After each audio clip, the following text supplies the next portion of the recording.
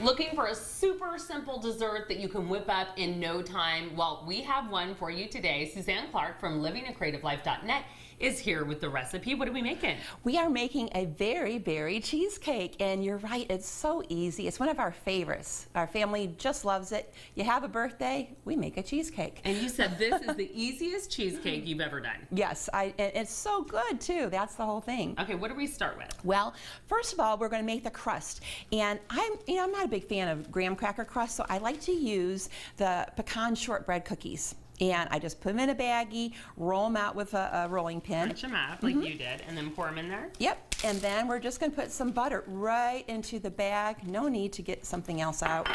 And I just kind of, mush it around a little bit here. And then this is a 10-inch springform pan.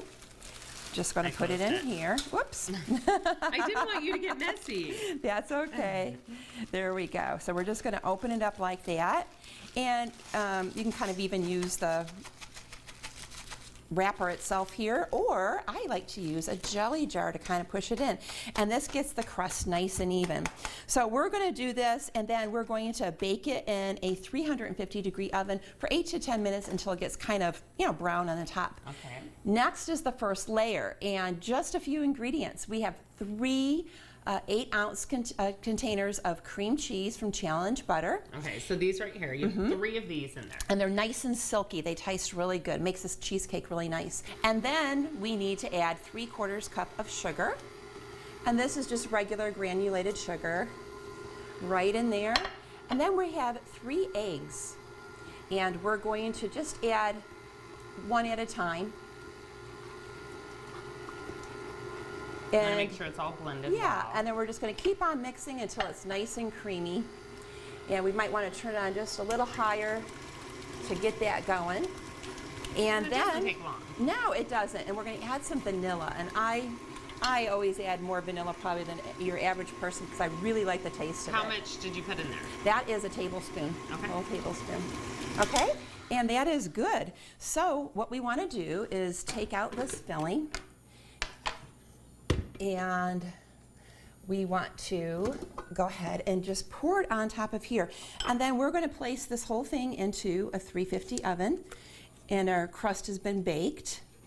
And bake this until it doesn't jiggle. Now, I don't mean like really hard because you can overbake a cheesecake really easy. How long do you normally do it? About 40 minutes. Okay. But it should be like Jell-O. Okay. When it comes out. And so once we do that and we've baked it, this is what it looks like right here. Okay. So now, since this is a very berry cheesecake, we have to add our very berry topping. So we have here the Challenge Butter, and this is the strawberry spread. And they actually use real strawberries in here. This is not artificial. So we're going to get a lot of that good taste. But we want to add more berry flavor. So we're going to add some seedless raspberry preserves or jam. And we're just going to really bring that flavor out. It brings out the flavor, it gives you the sugar, and it gives you a pretty color. And again, more vanilla. Okay, and we're just going to kind of give this a quick little mix up. Okay, and once we kind of get there, we are going to add half a container of Cool Whip here. This is an 18-ounce container. We just have to have the Cool Whip. Yes. And this kind of makes this like a light and fluffy layer here. So we're just going to do this. And once this is all incorporated.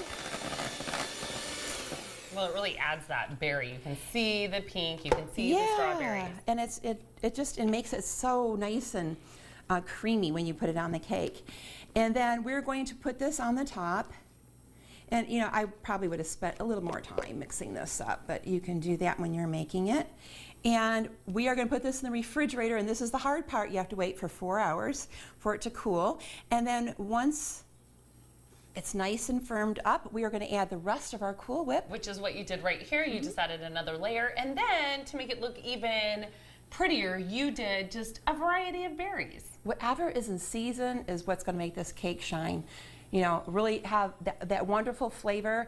Right now, there is a little bit of everything in season, so I got some beautiful berries. All right, and you can find this recipe on livingacreativelife.net.